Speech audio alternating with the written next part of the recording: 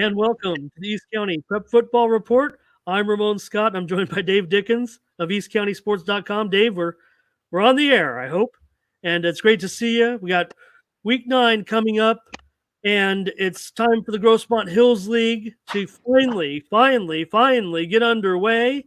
The Grossmont Valley League is right smack in the middle of those incredible sequence of games, really the next 2 weeks after this. We'll talk about this week's games as well. And probably the biggest game of the season for the Christian Patriots. And we'll lead off the show, I think, with them after what happened last week. And they're playing a big game against Scripps Ranch. But what do you got in mind this week from last week's matchups? Well, it was really tough to hear that, and very interesting. Isn't that the first private school that ended up with COVID protocols? I believe that's the case. Modern Day Catholic, right? Oh yeah, they did. Go ahead, but I know what you're saying. I mean, it caught everybody by surprise, and I'm sure this week's game, I haven't heard otherwise. So, but they're usually not going back to back either. But I'll say one of the games that I went to. Yeah. Well, I started off in and over there at Priest Field in El Cajon. And, El Cajon did as they always do. And it's been their calling card.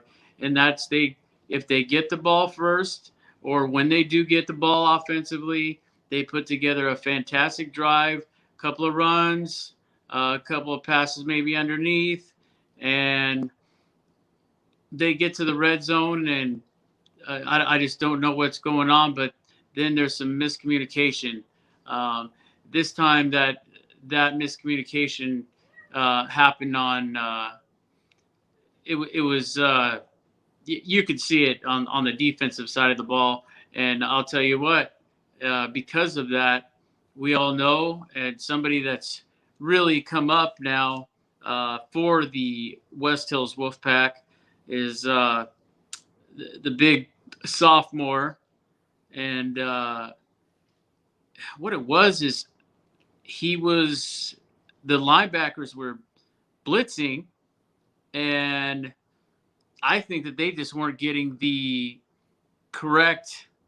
I don't know if it was something they just weren't hearing, or that they weren't understanding. But what was happening is they were blitzing when they were supposed to be playing man, I believe. So we all know what's been happening there.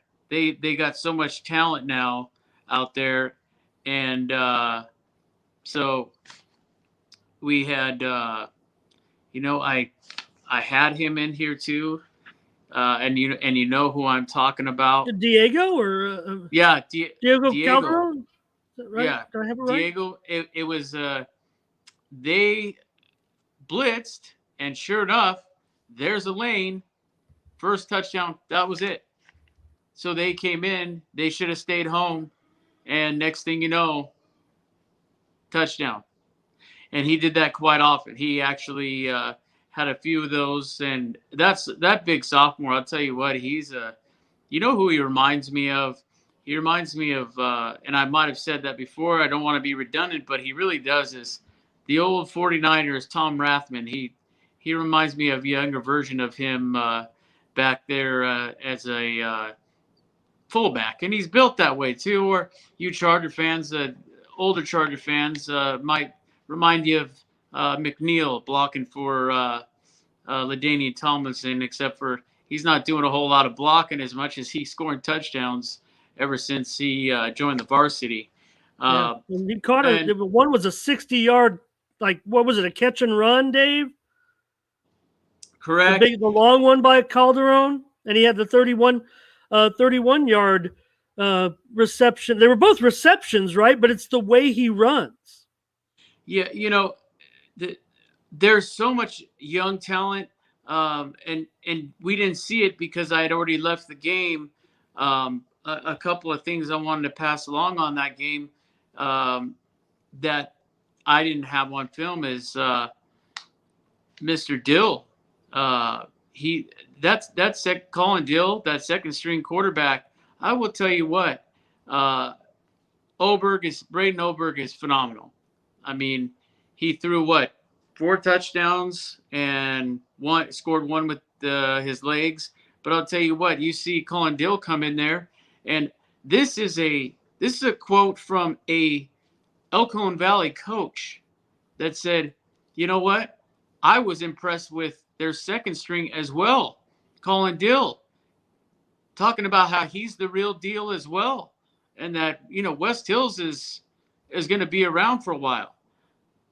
And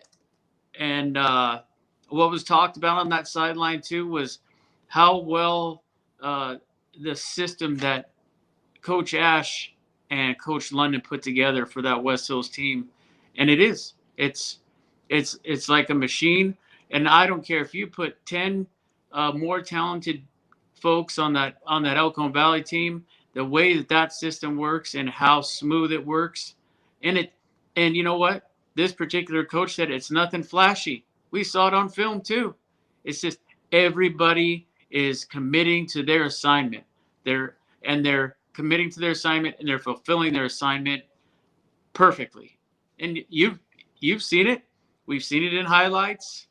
I mean, some of those throws that Braden had, I mean, just launching them. I mean, we're 70-yard passes on the money. So, nothing flash. And let's not forget, I have one right in front of me. A beauty in the first half. I heard Coach Ash, as a matter of fact, in my left ear, screaming for Dylan Snyder to get in there and score. Mm-hmm. And boy, that's another kid that's, I think, is underestimated when he's on the field. And boy, did he just make a nice cut and the sweep around to the left, and he was off. He's I think some of these folks forget how much speed they have too. But again, nothing flashy. No one's doing some of that crazy stuff that the Oakleys do out in Lakeside, but they get the job done. And since we're talking about West Hills right now, I wanted to mention also what Coach Ash had mentioned, and that is they're playing Monte Vista. Monte Vista's still the league champs, and they've been the league champs for a while. And this is coming directly from Coach Ash. And he said, and until we beat them, they're the champs. So he's not taking them lightly. He's going in there and he's going to play them as tough as he did the Braves. I wouldn't be surprised if they do an exact carbon copy of opening up a long pass and just go down and score quickly and just get that thing opened up. Because if there's one team that Coach Ash and Coach Estes talk about quite often, is the Monte Vista Monarchs and the job that Hamamoto's done with them. And I quote, Coach Ash said it's been 4 long years of blood, sweat, and tears that he's lost to these guys. I think he wants this game. And let me finish the end of that. He also said that you probably won't see those second stringers for quite a while. So that kind of tells you how badly he wants this win, and that he doesn't take Monte Vista lightly. Nor should anybody. I mean, you look at last week's game, you know what? Injuries or not, Ethan Wright's a great quarterback for Santana. They simplified the playbook a little bit and ran the ball quite, but they were both running the ball. It looked like the same offenses in the first half, going back and forth. I mean, and who got it on the board first? It was Monte Vista. Monte Vista scored first. And who else better to score than Aiden Roby. Scored on a 22-yard touchdown run, and that was to get him on, I think it was early second quarter. So that tells me that they're still playing defense, and that's exactly what Coach Estes said. They're still playing great defense. They're very competitive, and they are phenomenal tacklers. So they're doing everything that they're supposed to do for the most part. Coach Hamamoto said in the beginning of the season, but it's the little things. It's fumbling the snap, in the red zone. I think they're a couple of plays away from being competitive in this league again, but they don't have the size back there. I'll also say I wanted to put a shout out to Mr. Richardson also, and just what, that kid, he's got a good head on his shoulders, and even when these kids make a bad decision, to the way that they stand up with it and they own it. And I was on the other end of that.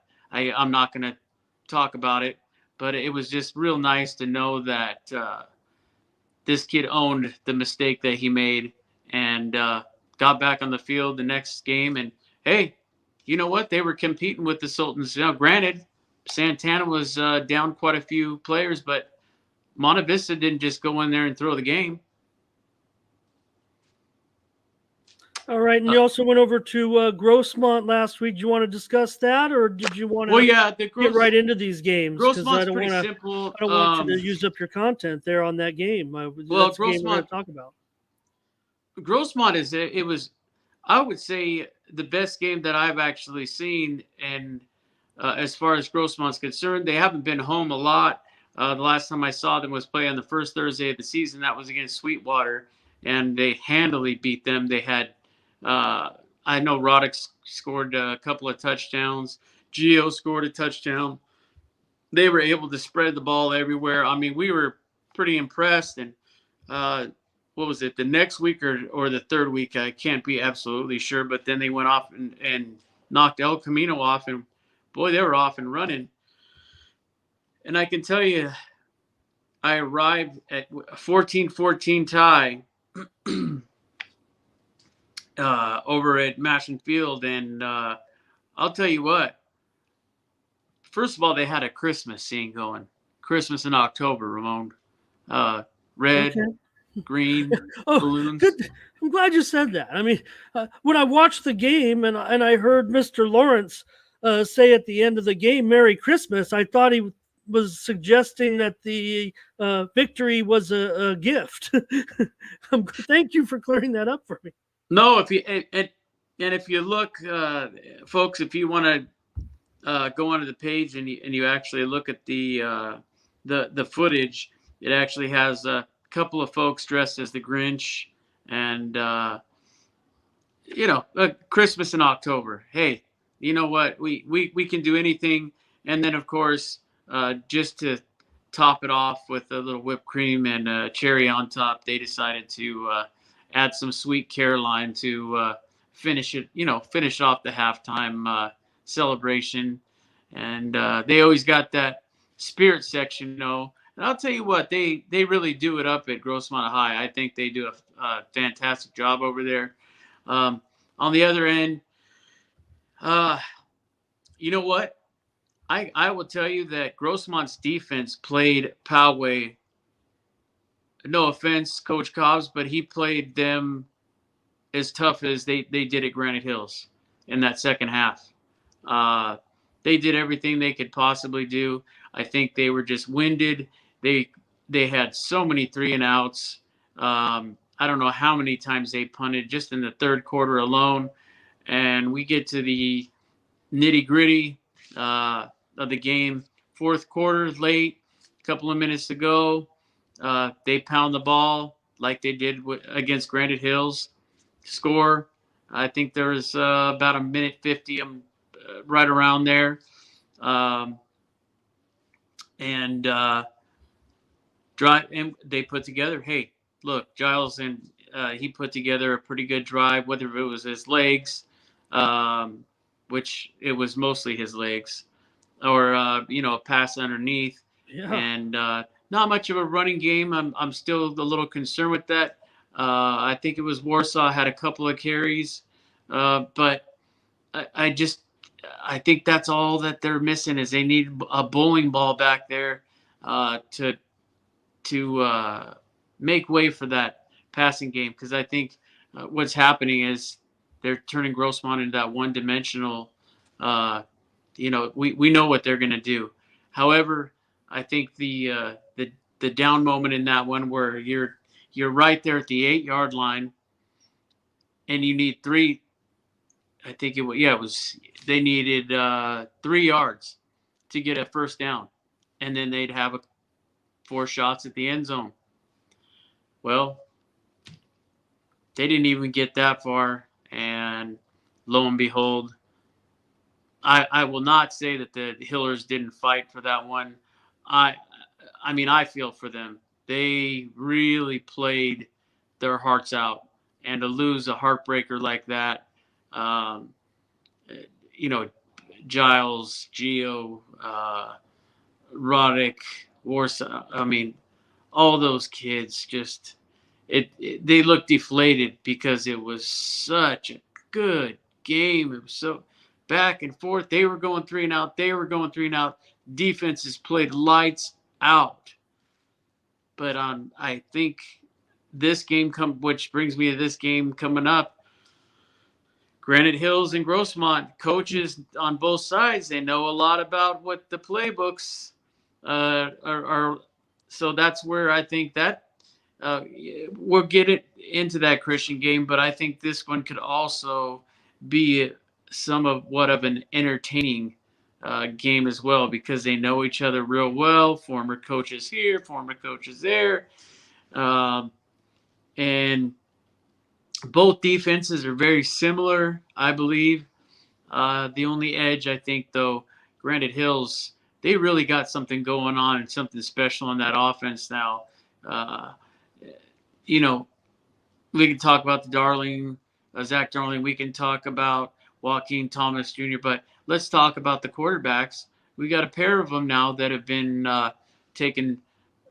I would say Nico Tomasello has been taking maybe 30%, 40% of the snaps, and then on comes Sanders, and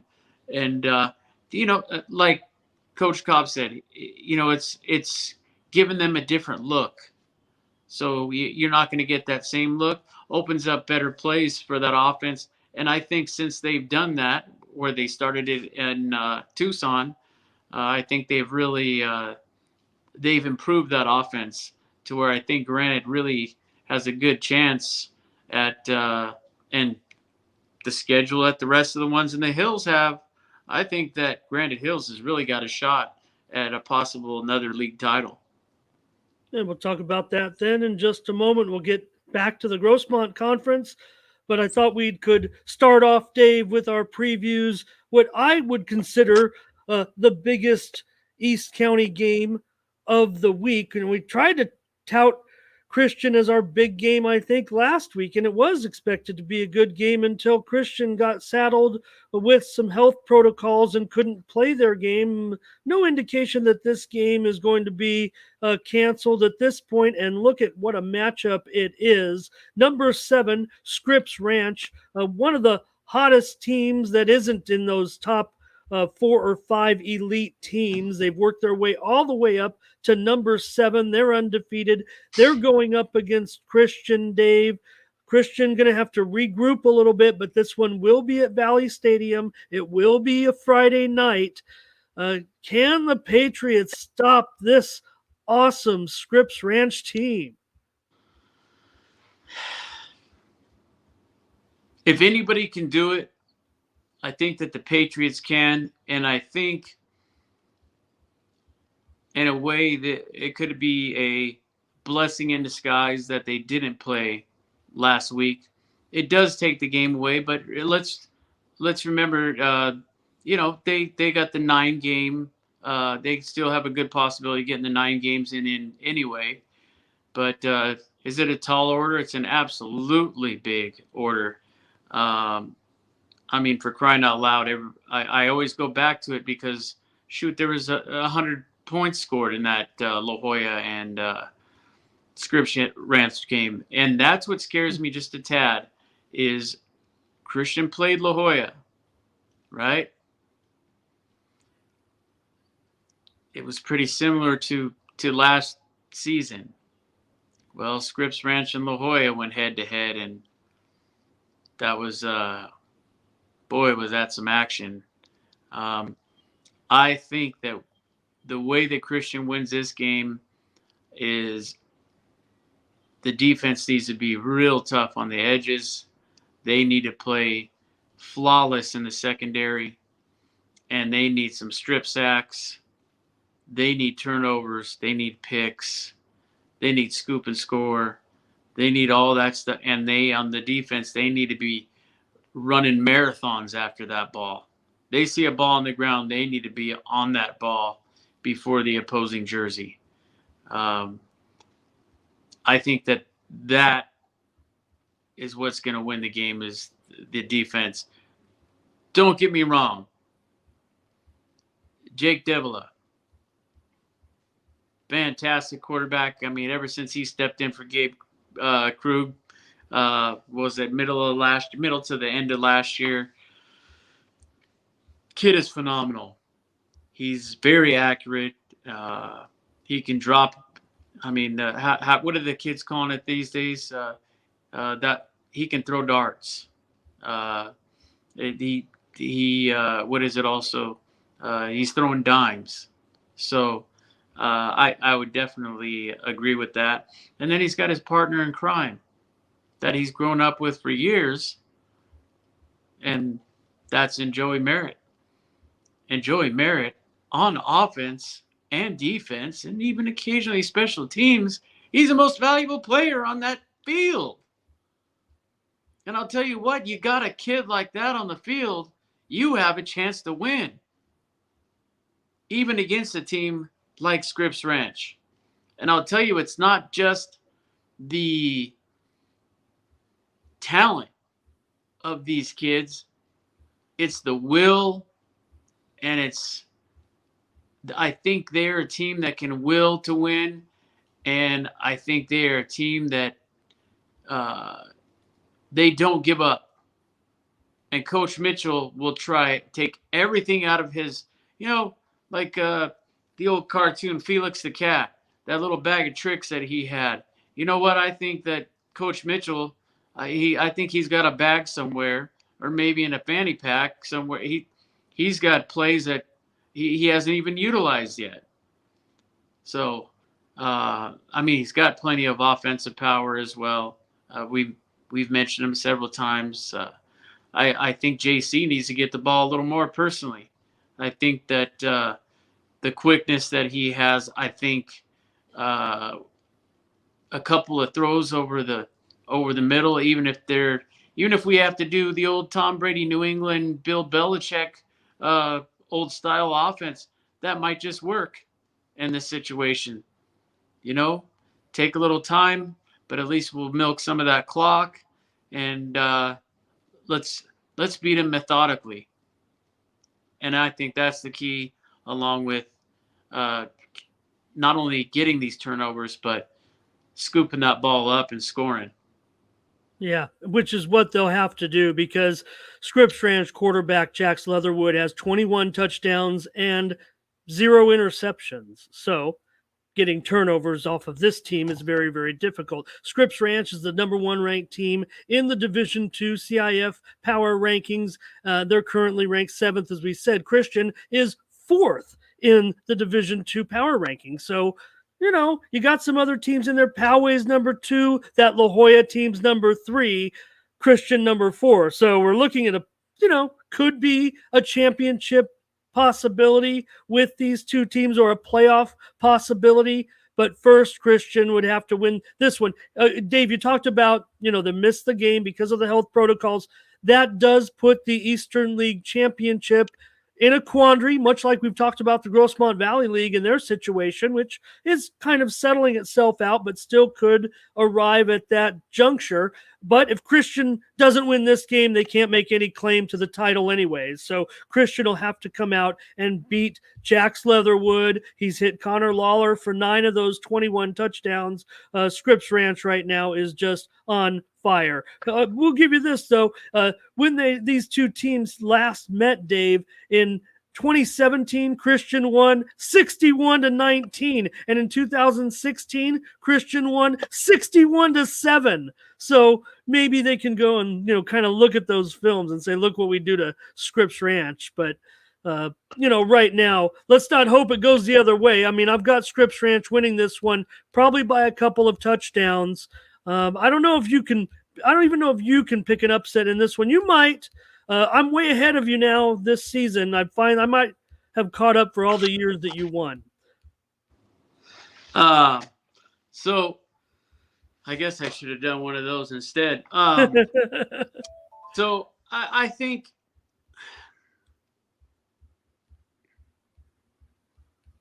anything can happen. After I saw that, I know it's the NFL, but after I saw that Baltimore Ravens and Indianapolis Colts game, and the way that they took off like that, what if Scripps Ranch what if they play like that? And looks like they pretty much own the game. If that can happen, I think the Patriots can do something just like that. And let's not bring it down to the kicking game. Not that they don't have a good kicker, but I'll tell you what, if I've ever seen the worst kicking in my life, from college to professionals, just awful. But at any rate, I think this is going to be one of those games, and I truly believe that you can will yourself to win.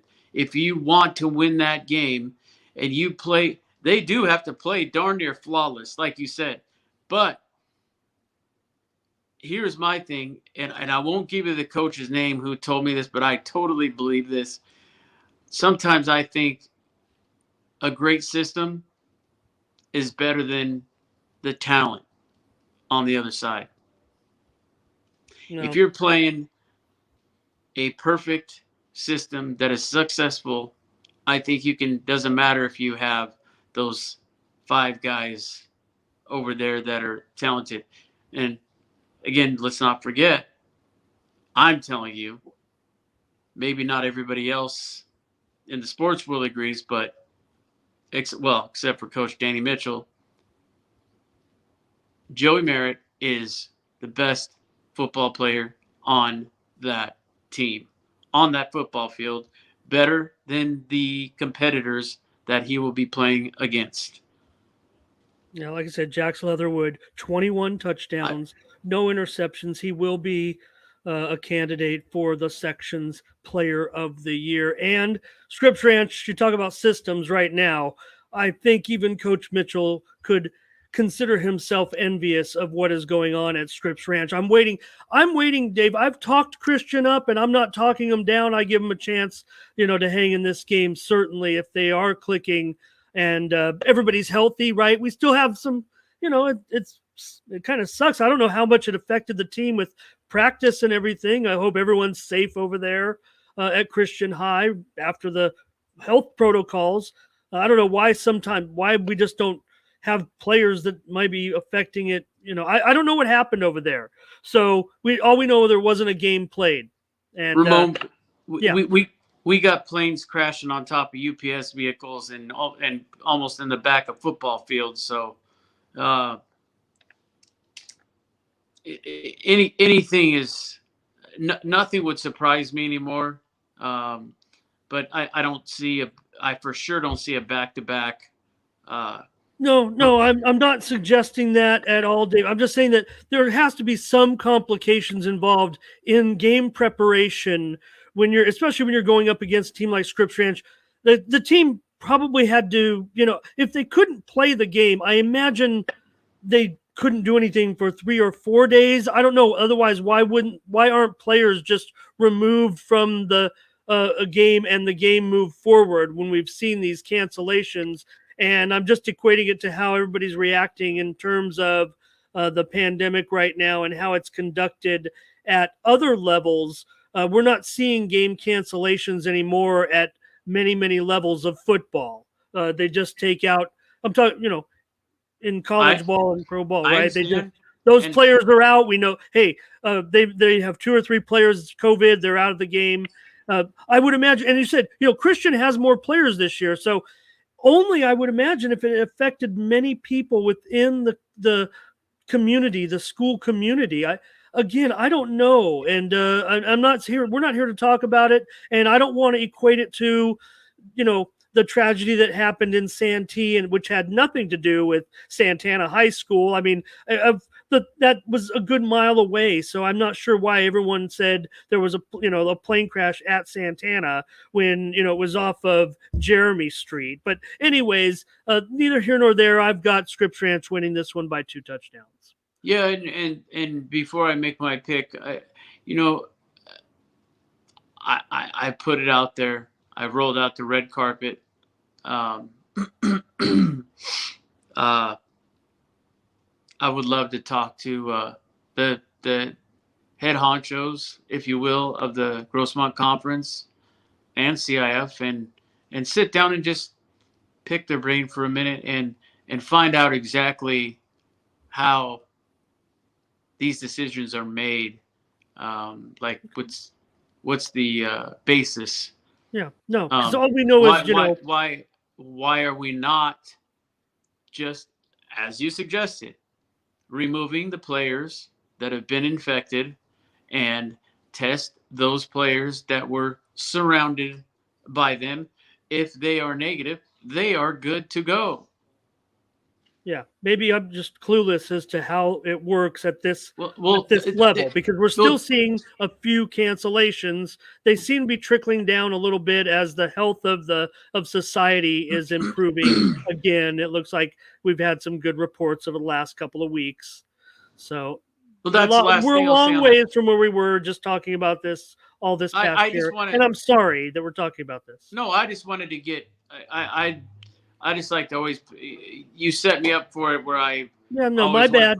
No, I want to put that invite out there that I'd really like for those officials that actually know what the protocol is, and just shed a little light on it. That's all I'm asking for. No, I'd rather be respectful. I mean, I'm sure you could just lob a phone call and say, hey, why didn't you? But when you're talking about the health protocols, really, it's kind of a thing where you can't really be too intrusive, because it's a personal issue, with this situation right now, especially at the high school level. So, neither here nor there.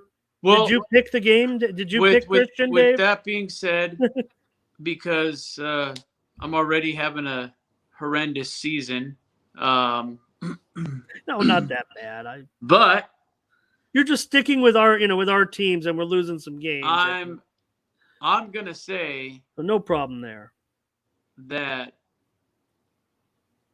Christian wants this game so bad, and they realize the importance as a team, as a coaching staff, that they're gonna go out and they're gonna will this game. And I'm picking Christian by a field goal, and they're going to make the field goal. All right, Hunter Province going to win this game, Dave says, I believe is what he's suggesting there. And Hunter's probably I think he's a tight end prospect if he ends up at Stanford, and he probably could kick too, I would imagine. No pressure, Hunter, right. But if it comes down to those 3, even if it's 50 yards, I got you. Yeah, I was there one night. He did it as a freshman, a game-winning field goal. So, all right, Dave, let's pass on, and hopefully I didn't make anybody too uncomfortable there. I'm really looking forward to that game, really. Okay, let's go back to the Grossmont Conference and get this show really rolling, Dave. We're finally here. It's the Grossmont Hills League season. It's 3 weeks, Dave. That's it. Boom, boom, boom.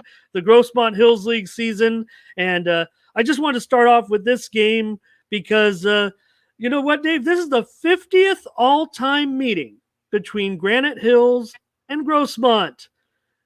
And, this is Grossmont. We've said it before about some of these other games that Grossmont's been hosting, but this is really Grossmont's chance now, right? I mean, Granite Hills is expected to win this game coming in. They're going to be favored to win, but Grossmont is going to be at home. They certainly played, pretty well in the spring game between these two. So you got to give the Hillers a chance here to get an upset. I was quite impressed with the way that defense played, with not just the run, but the secondary played fantastic. I don't know who we need to call. Maybe I'm telling you, maybe Robert Tucker is available for a Friday night. We can call him up, suit him back up into that number 5. And I think that really is, it's like some of these teams that all they're missing is a quarterback. I think that they need to establish a specific running back for that team. I do believe it is Warsaw, but I don't think we're running the ball enough.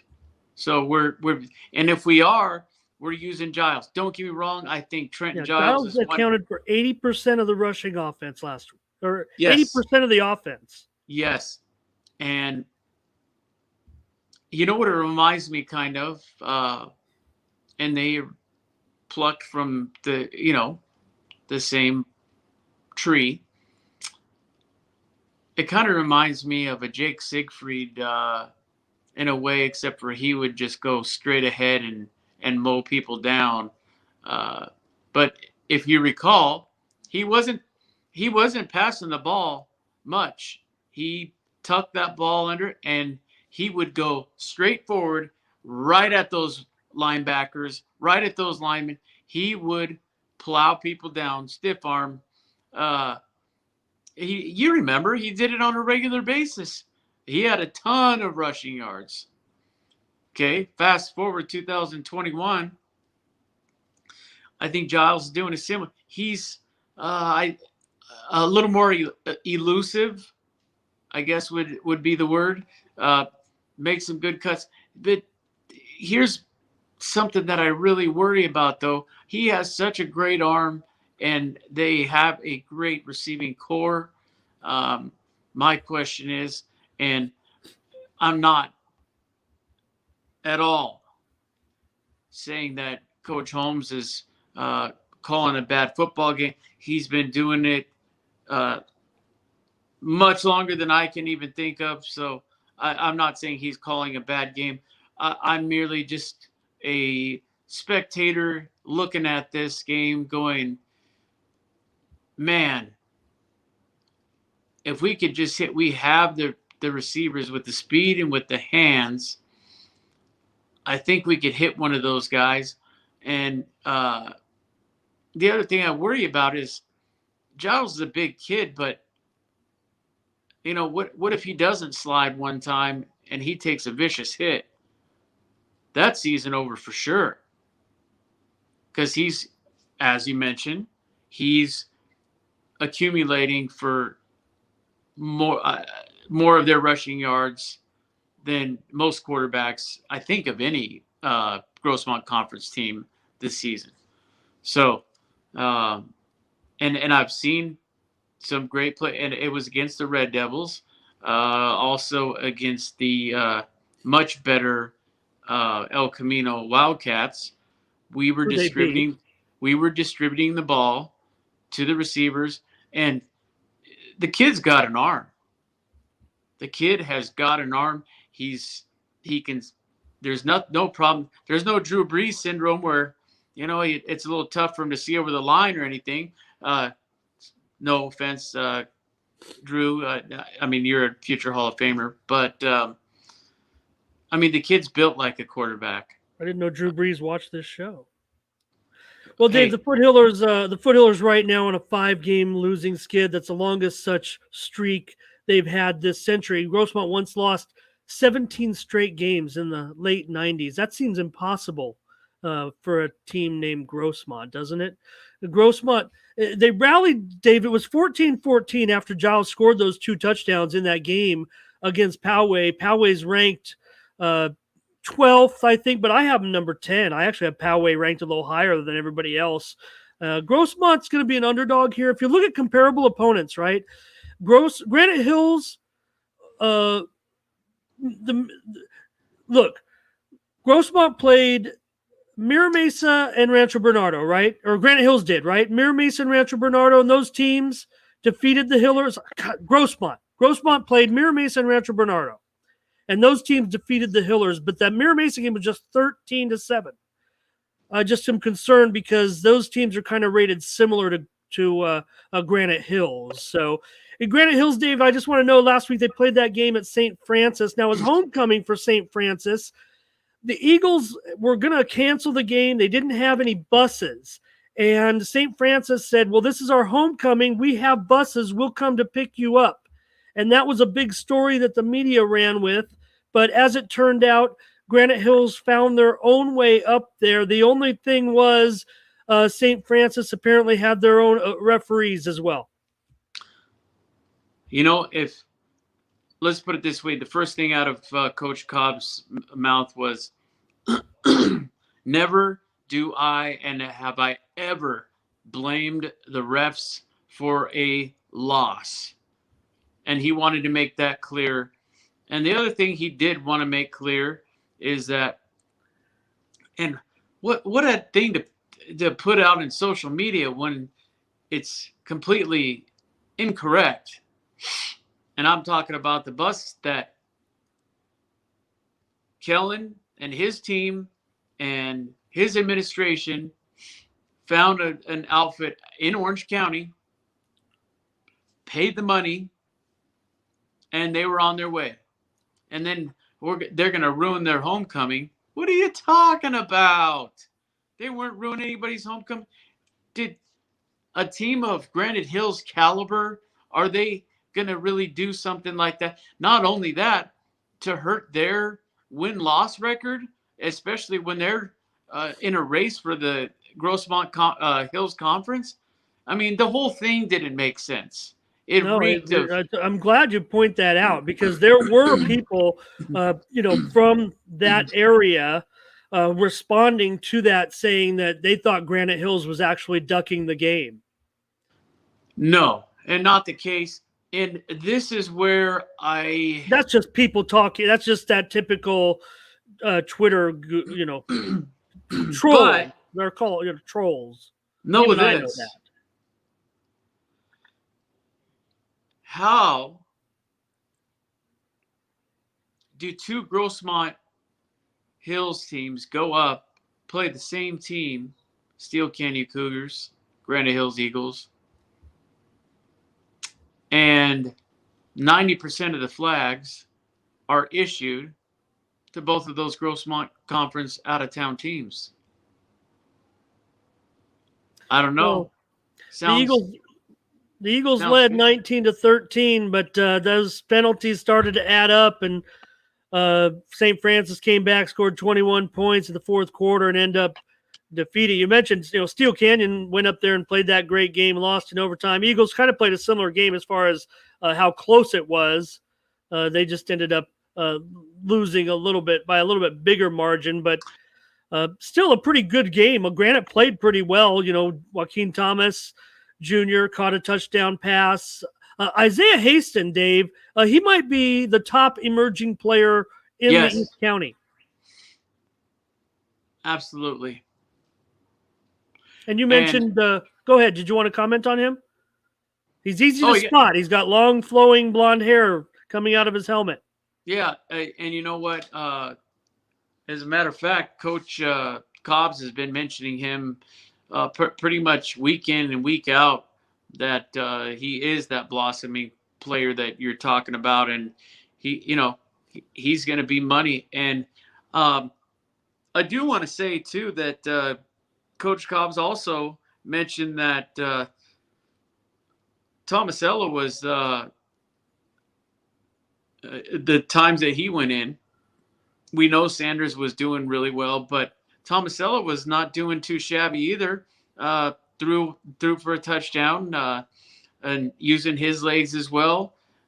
So both of those quarterbacks, really, the two quarterbacks. Hey, Helix did it. What during the Tri Champions year? As that 2019, I believe.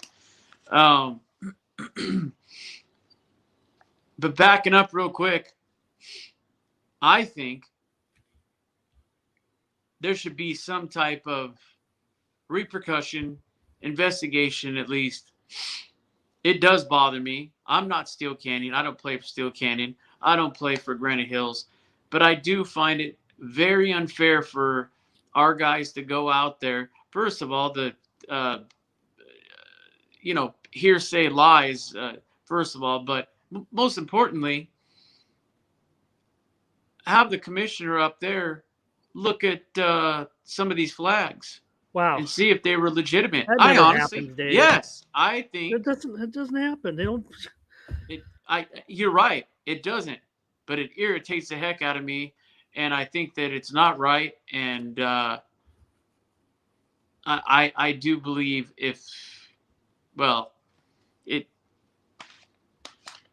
I'll just leave that one alone. All right. Well, if you're through, if you're done blowing smoke, Sanders started the game. Tomasello came in. They combined for 200 yards and 3 touchdowns. But this is the only home game that Grossmont is going to play of the 3 games. That's why I have to give them their chance to spring this upset. This is supposed to be a great league. Grossmont is at home here. It's Grossmont 8-3 this century. They had won the last 4 games until that spring game, which Granite Hills won 20-7. You might remember in 2019, these teams played a wild one, won by the Hillers 33-22. Granite Hills leads the all-time series 26-22-1. Dave, it's come time for you to pick. We're only going to have 3 weeks, 2 games each week. There's 6 football games that make up the Grossmont Hills League season. Who's going to win this one? I think they were, again, and I'll leave that one alone. They were robbed, and I think that's also going to infuse these Granite Hills Eagles, and I think that they are going to play with quite a bit of pride, and I think they are ready to go.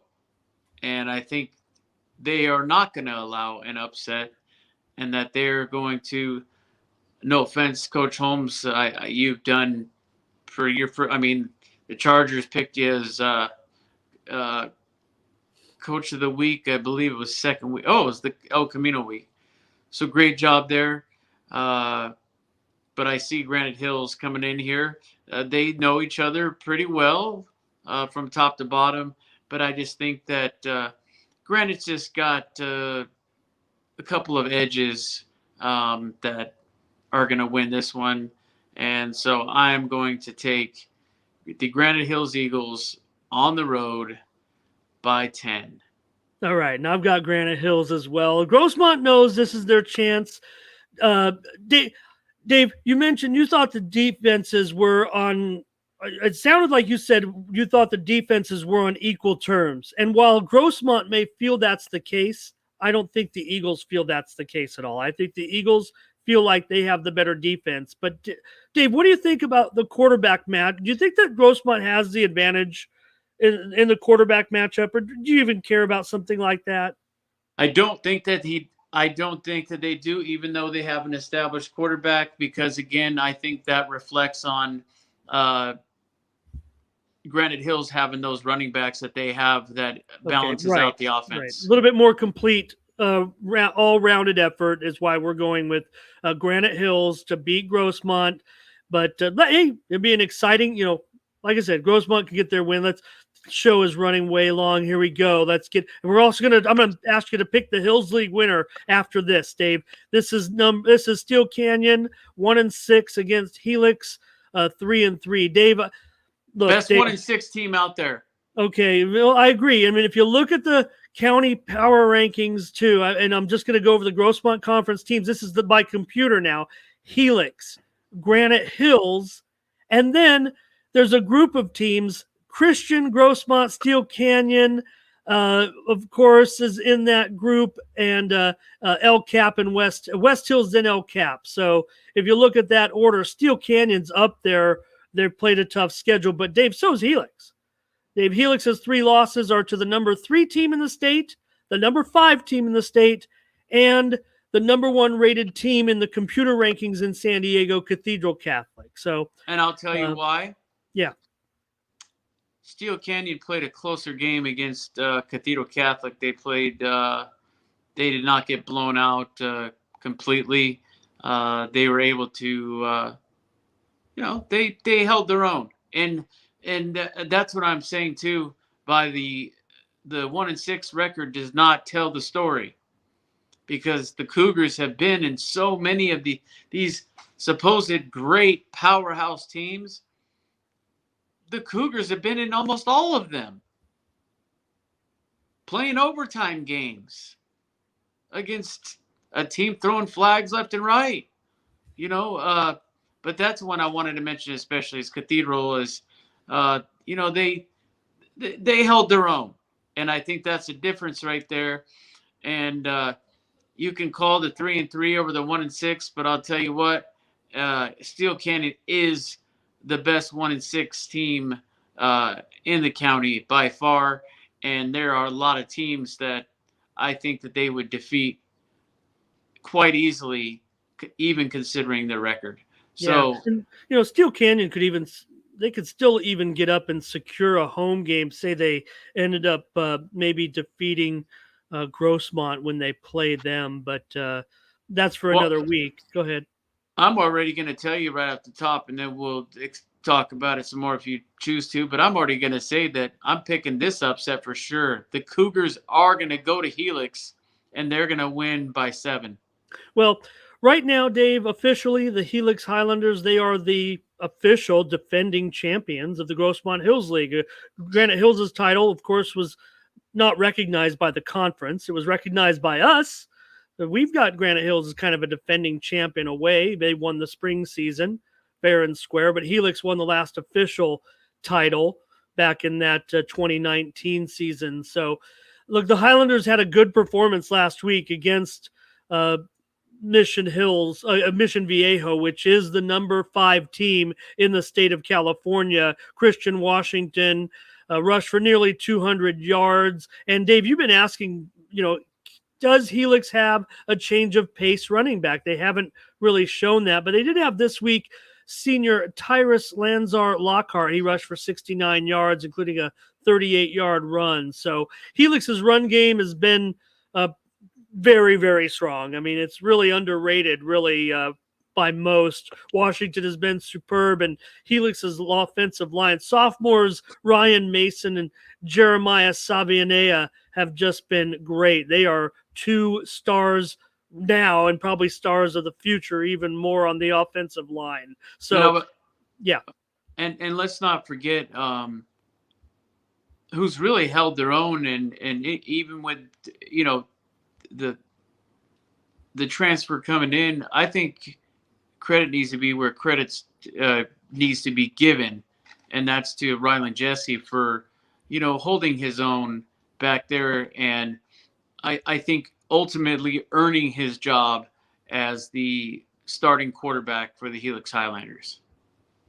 Yeah, he's done a nice job. He had 75 yards last week, but they, rely so much on Washington. And this is going to be a great matchup of running backs, right?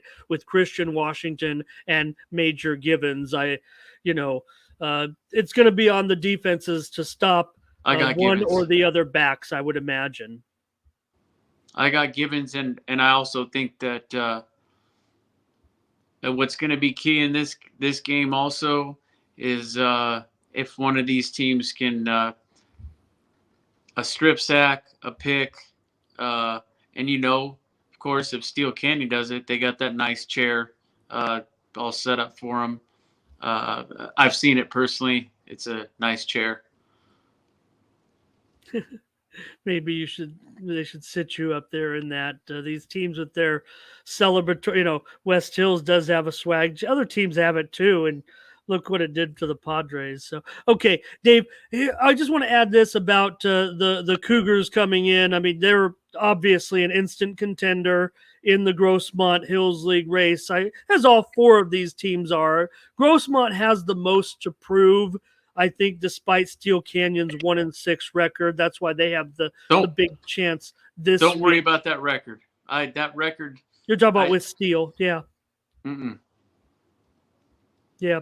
Well, Steel Canyon, Helix leads the all-time series 17-3, including 11 of the last 12 encounters. Of course, you talked about the tri-championship back in 2018, and that's when Steel Canyon won that exciting, thrilling finish 22-21 in that rare three-way tie that included the Eagles, which kind of led to this situation that we're in with these four elite teams, Dave. So it's you and me. I don't even need to ask you. I'm picking Helix. I think they're the highest rated team in the East County. I think they are underrated by most. I think that these teams are going to be in for an awakening. I think Helix will defeat all three teams by a larger margin than expected and show. And I'm here. The reason why, look, I get a lot of criticism from Helix because I'm so critical of Helix, because I'm a Highlander. So I'm more critical than most, especially of the football team and program. If we're not winning,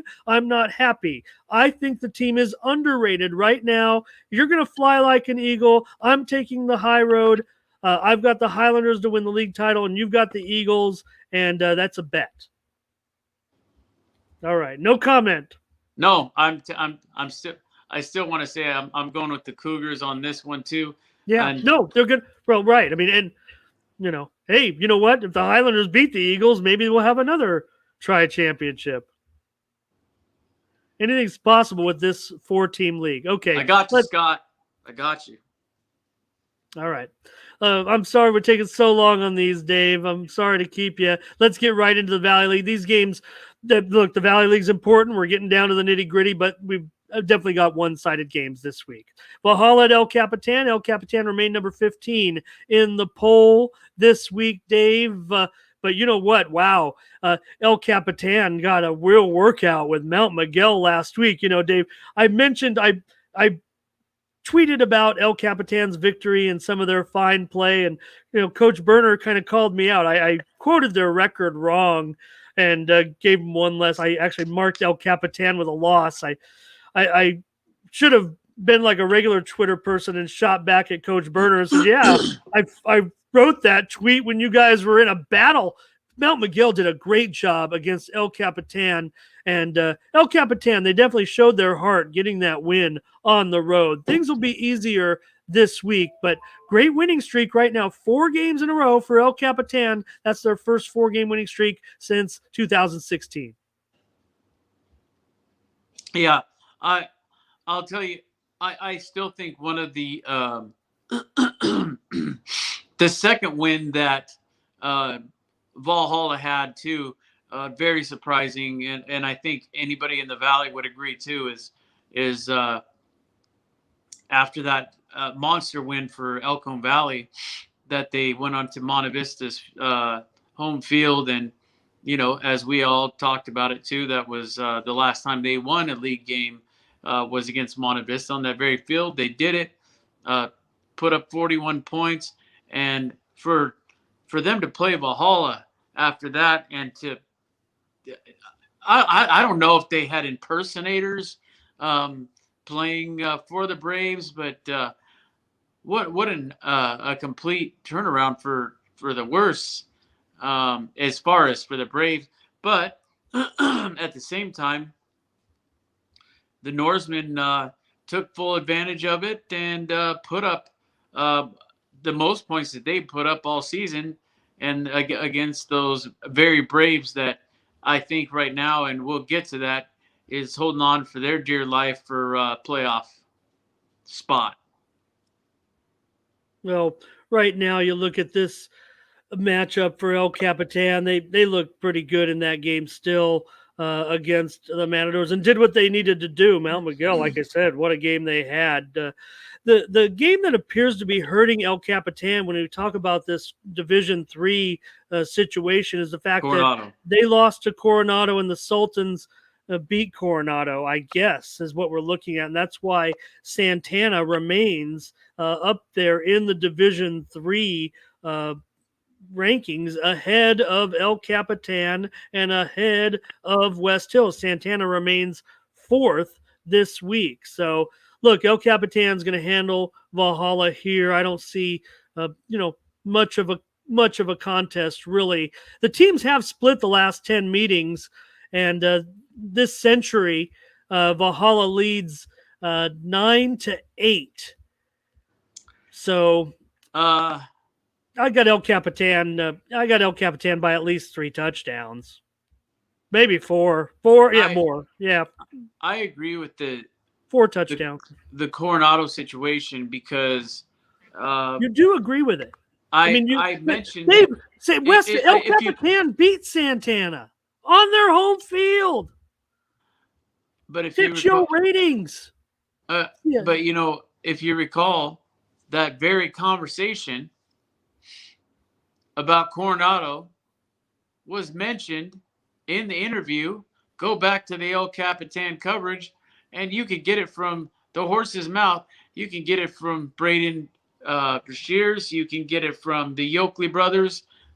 Right then and there, you can look at it, and that's exactly what I said.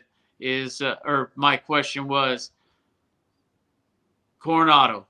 That one is that one hurt. Okay.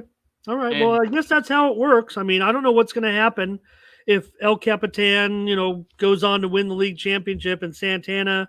Again, we're going to find out in the next 2 weeks. So, Mayor's Cup and Burner Cup coming up.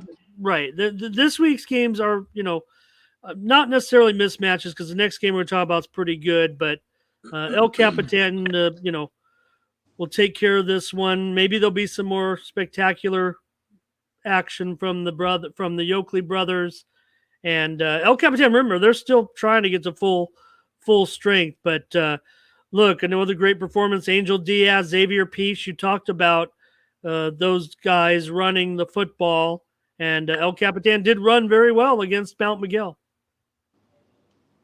All right, you got El Capitan. And just so you know, Alex still won't be joining us. Okay. That is a huge. They're good. You know what? If you're not having them in these Valhalla games and such, but I'll tell you what, for the playoffs, you're going to need that guy, and you're going to need him more than most players on that squad. Okay. Well, look, the situation is not dire for Valhalla. I just want to mention them and pump them up a little bit. We don't really, they kind of get pushed to the back because they're not in contention in this race. They're in playoff contention for sure. They are playing. If they can get that win, you talk about that big game, it's going to be Monte Vista and Valhalla needs to win that game to assure themselves a good spot in the playoffs because it looks like Valhalla, they're in a pretty decent position as long as they don't lose that game. What happens if Monte Vista pulls the upset over the It's going to be hard. They probably still are too far. They're ranked 17th. You got to get all the way to 12th place. Monte Vista would need to knock off one of the good teams probably to secure a playoff spot. Well, that's what I'm saying. If Monte Vista were to, which I don't think is going to happen, but if it was Coach Ash's worst nightmare and beat West Hills, the weight of that one, and then beating Valhalla. Right. And that's what they look out for because Monte Vista knows that every week is their playoff game. They're probably not going even if they were to win that Valhalla game. So they're a dangerous. They'd have to pull off a major upset. Yeah, they're a trap. Yep. Two teams that are battling for playoff spots, no doubt about it. Mount Miguel's in a little bit better position in their Division 4 than El Cajon Valley is in Division 5. But right now, they're both on the inside of the playoff bubble looking to get a victory, and it's going to be a good game. Mount Miguel, they mentioned that near upset last week. They did a great job. It was homecoming for Mount Miguel, and they really shocked them to a certain extent, but we talked them up. I talked them up last week as having a big opportunity against El Capitan, and I'd say that Mount Miguel lived up to expectations and did a great job against El Capitan, almost winning that game. Yeah, I ate some crow on that one. I think I picked the Vaqueros. I mean, I didn't go against. No. We both picked the Vaqueros, but I wasn't quite sold on the Matadors even really competing with the talent level of El Capitan and Coach Berner. I mean, you see the quotes.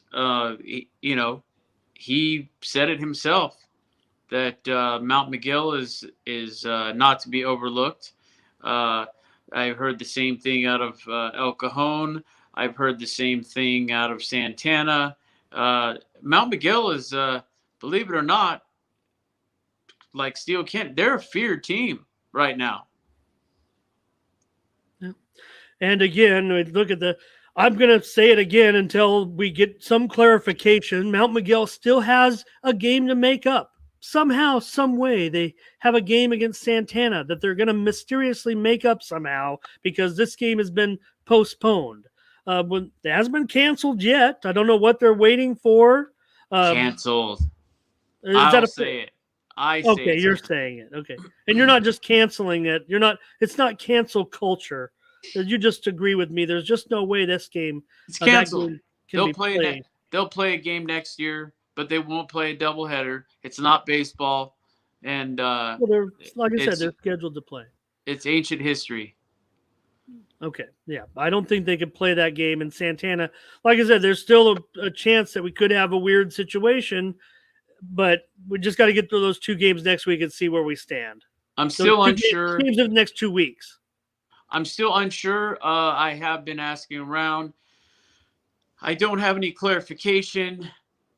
I didn't get to talk to Coach Osborne. As, ladies and gentlemen, all due congratulations to Coach Osborne as he has a newborn baby as of yesterday evening. Oh, okay. We are. Well, that gives the Braves even more. Nothing like it. Congratulations, Coach. And couldn't happen to a better guy. His wife is also a track teacher over there at El Cajon Valley. They're both fantastic people. Talked to them on several occasions. Just really great people. Couldn't happen to a better couple. But healthy baby. Healthy family, which means I didn't get a reply yet. But Coach Cliff, the ship's yours, sir. Oh, will Coach Cliff be the interim coach for this game? I'm thinking so. I mean, if you got a newborn, I don't know. Unless you're in the NFL, I don't think that Coach Osborne is going to be holding the reins this week. And I think that he legitimately is leaving it in fantastic hands. Coach Cliff has put together some rather phenomenal game plans. And so I think he's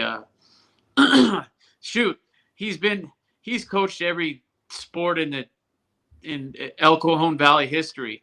And then he's also put his own stamp on that very field, as a matter of fact.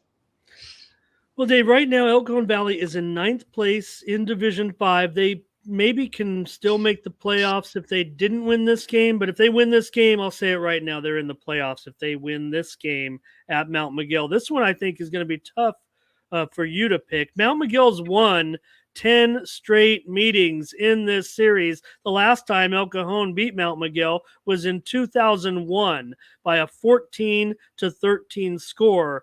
Mount McGill leads the all-time series 46-7-1.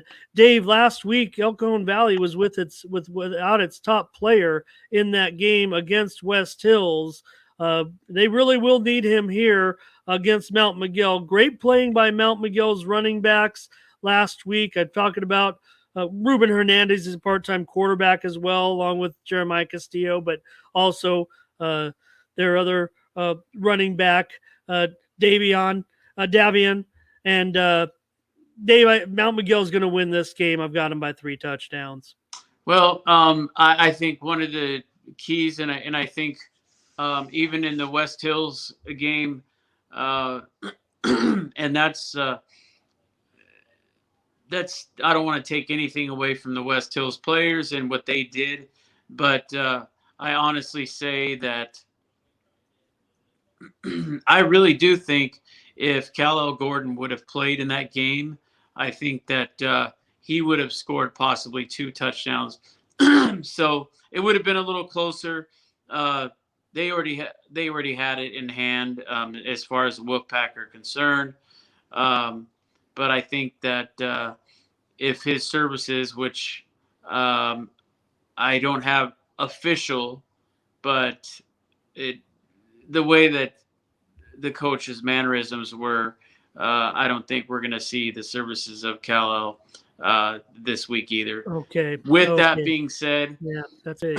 I do think that El Cajon does know that they have everything on the line.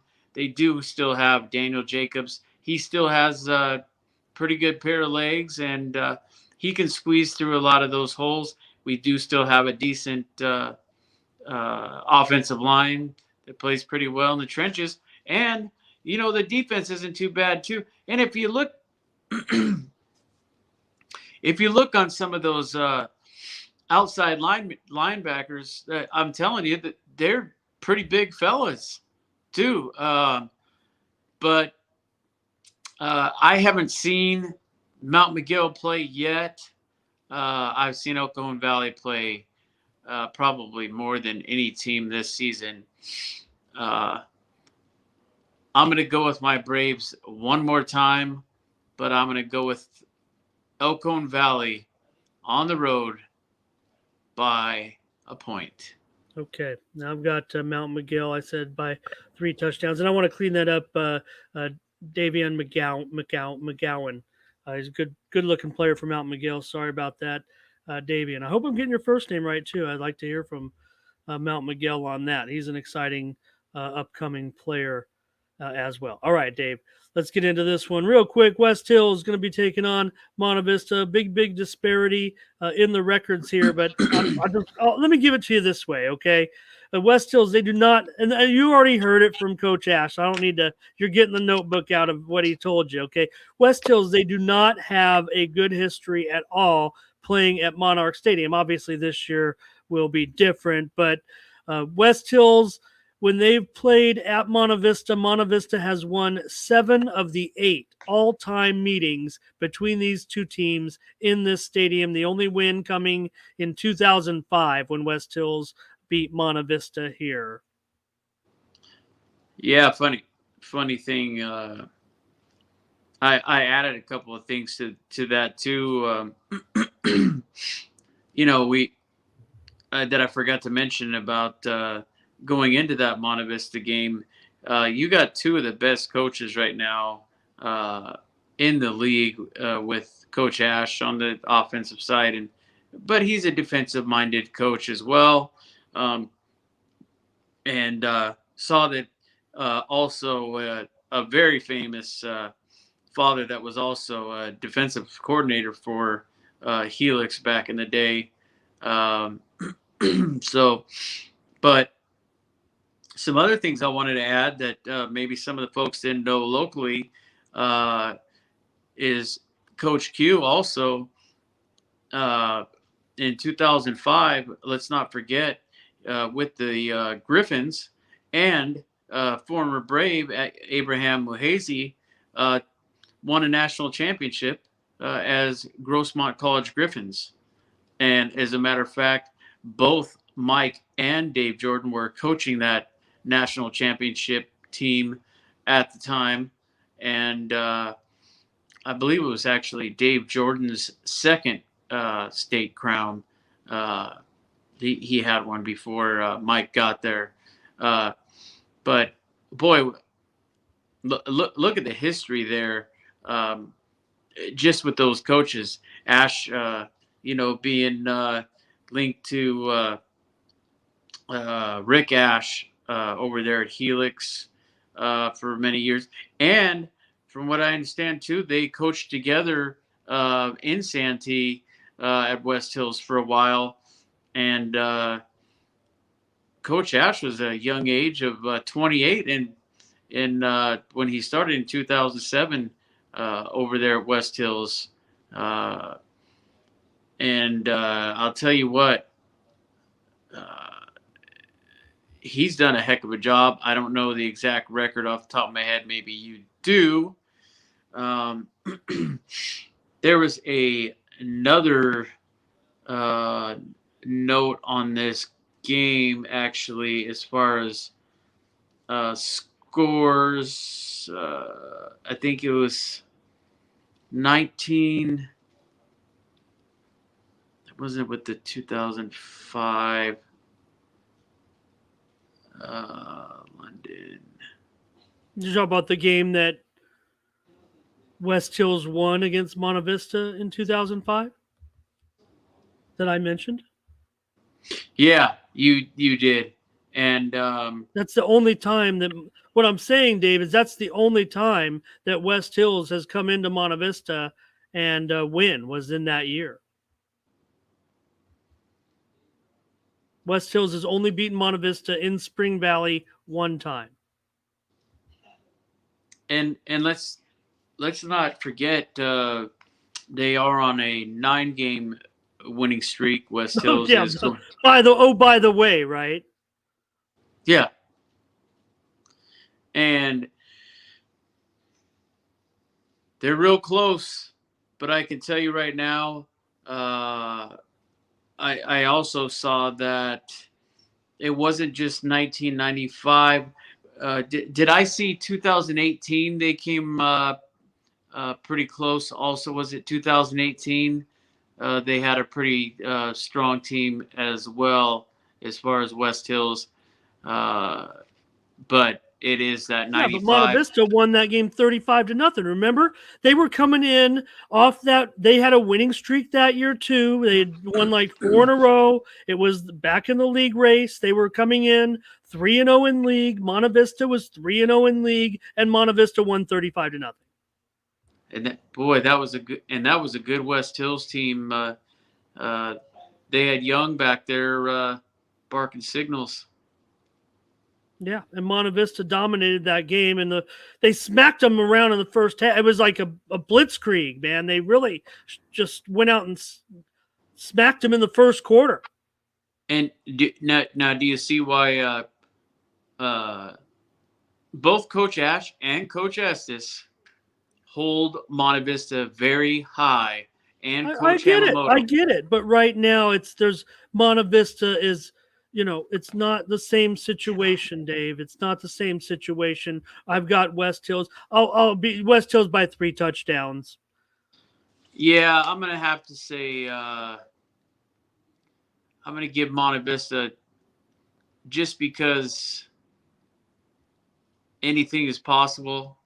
I'm not gonna pick them, but I'm gonna say West Hills. Yeah. I'm gonna pull a Bill Dickens. As a matter of fact. I'm going to stir it up a little bit, and I'm going to say West Hills by 7. All right. Sounds good. It might be 7 touchdowns, but come on, Monarchs. Just give us something to cheer for out there. All right, Dave, that's it for the Grossmont Hills League. We'll get back next week. The big games starting for the last 2 weeks of the season. All right, let's run through these, Dave.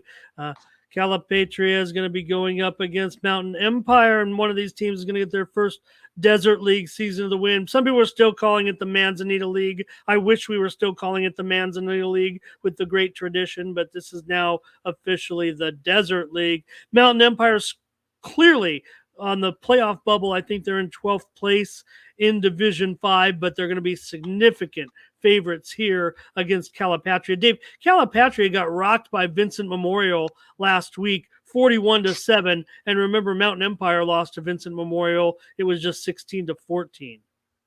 Let's not forget that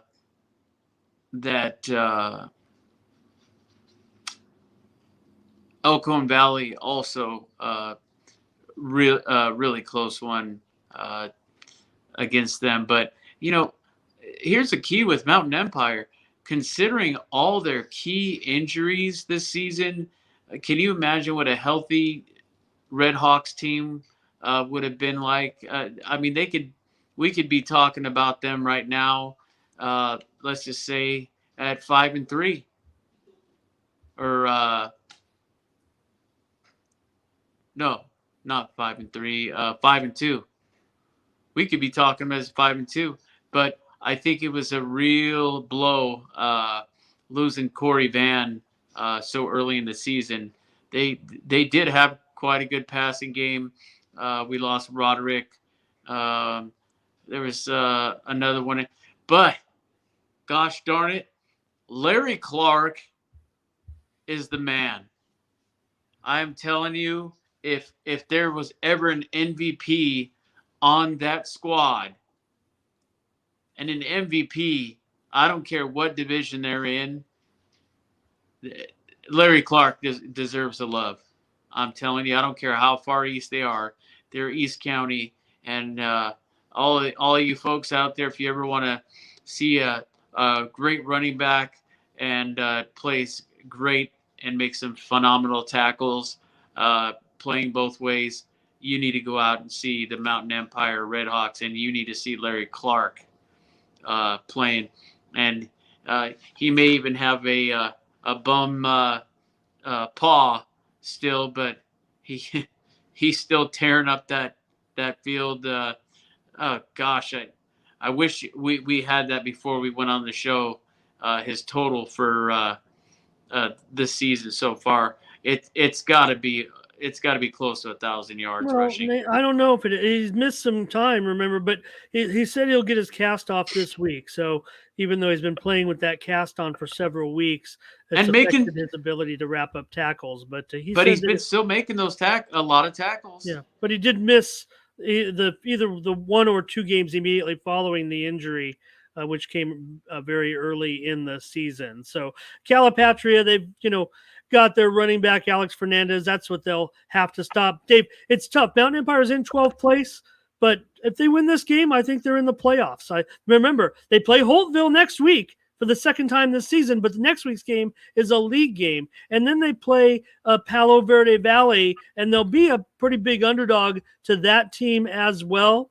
But the one thing is when they do play Palo Verde Valley, that game is at home, so I don't necessarily count them out of that game, but they would need to win out to have any chance. They're alive for the league title, but they got to win out. Remember, they have a loss already that came to Vincent Memorial, like you said, by 2 points. You mentioned those 3 games that could have been wins. Their losses this season, of course, Holtville, they lost that game at home, 22-14. The league game will be on the road. And they also lost that heartbreaker to Crawford with all those injured players, 8-0. But I have faith in the Red Hawks, and there is a chance that they end up 6-4 on the season. It is doable. They can return the favor to the H word. They'll win this one, and then I think that they have a chance winning the last game of the season. Boy, that would... Yeah, Palo Verde Valley is the favorite, even over Vincent Memorial. But if they... yeah. But if they beat them now, here's a question. Is there a possible hosting a home game, if they win out? Oh, I would think so. Yes. Yeah. And I think If they win out, for sure, they will move up considerably, especially if they beat Holtville and Palo Verde Valley. Palo Verde Valley is the favorite to win the league. They play Vincent Memorial next week. Both teams are 2-0. Though it's going to be one of those two teams that's going to be in the driver's seat to win the league championship, and Mountain Empire would have to sweep probably in order to share the league title on that final night. It could happen. Okay. Oh, it could happen. Yeah. I've got Mountain Empire winning this one for sure. Probably I got them by 3 touchdowns. They won 7 out of the last 9 meetings. This is a long-running series, Dave. This will be meeting number 60 between these two teams. It's 30, 28, and 2. Calipatria leads the series, but Mountain Empire leads this century 9-5. A little bit more history I just want to share. Calipatria, the first 15 games of this series between 1945 and 1970 went in favor of Calipatria 14-0-1. So that's how it got off. But since then, Mountain Empire is 28-16-1 to really even things up. I've got the Redhawks by 3 scores. I also I love my. Maybe it's something about the birds, whether the Eagles, Redhawks, at any rate, I definitely got Coach Van and Coach Ricky Prince. I'm definitely going to take Mountain Empire by 14. All right, Junior Seau Field on Friday night. Foothills Christian, they're coming off a bye following their thrilling win 20-19 over Maranatha Christian 2 weeks ago. They're technically on a 3-game winning streak. They also won a game by forfeit.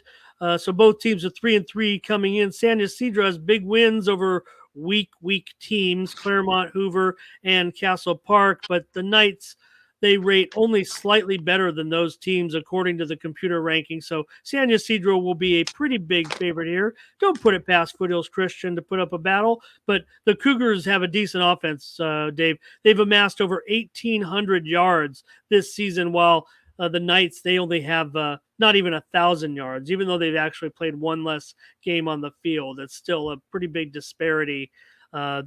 Foothills Christian, they're 10th in Division 5. They really could use a victory to make sure they could get in the playoffs, but I've got San Ysidro winning this one by 3 touchdowns. Okay, Dave, sorry we took so long again. Technical problems getting on the air. I hope I haven't let you down, but you can let the cat. The cat has to come in every show, okay?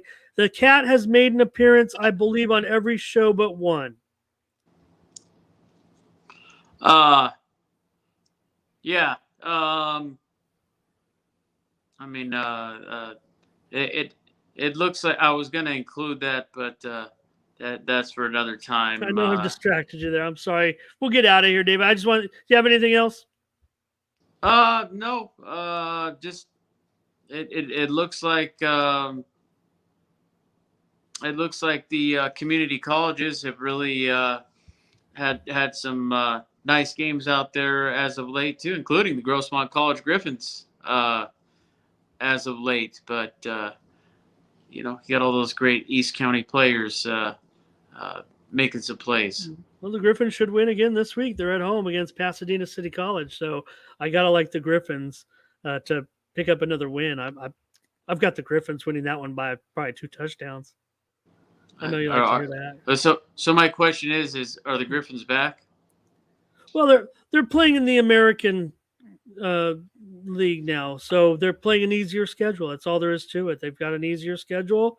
They could, make some exciting. Pasadena's pretty good, actually. I'm probably being generous. I'm probably going a little too hard, giving the Griffins an advantage there. We should be much closer, actually. We forgot to. You had a request at the beginning of the show. You forgot it. Let's see if you remember it about the Hills. No, we picked it. We picked the winner of the Hills. Is there any doubt? Dave, I'm going with Helix and you're going with Granite Hills. That's all there is to it. I'm not, Dave, I said I am more critical of the Highlanders than most. People think I'm out here, always pumping Helix. No, I mean, if you go back and watch all of our, there's when Helix loses, I'm on them.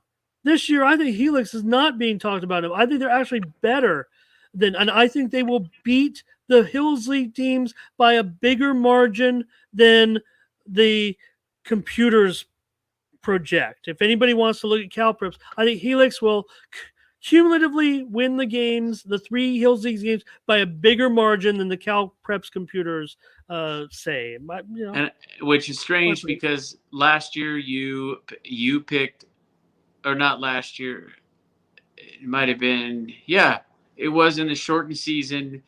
For the first time, I had heard you actually pick Granite Hills Eagles. And look, I mean, they were terrific. I mean, it just looked like that was the situation. I mean, Granite Hill, and look, Granite Hills wants to carry it over, and this is the pressure that's on Granite Hills. We go into the, into the Hills League situation, right? I mean, they were the champions of the spring league, so they certainly can boast that and brag about that.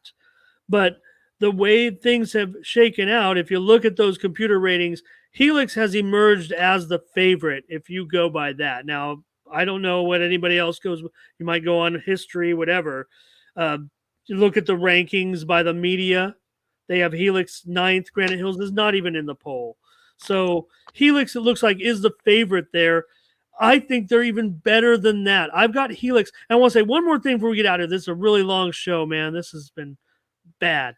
But I want to say this. Okay, it looks like, man, we got that big game. There's a big game between 2 of the top 4 teams this week. So got to see what happens in the Mission Hills and Torrey Pines game. But everyone's concerned, especially Lincoln. They feel disrespected if they get shut out of the open division. If Lincoln goes and beats Cathedral, that's going to put 2 teams in the open division from the Western League. Both Cathedral and Lincoln will make it, and that'll be great. That'll be spectacular.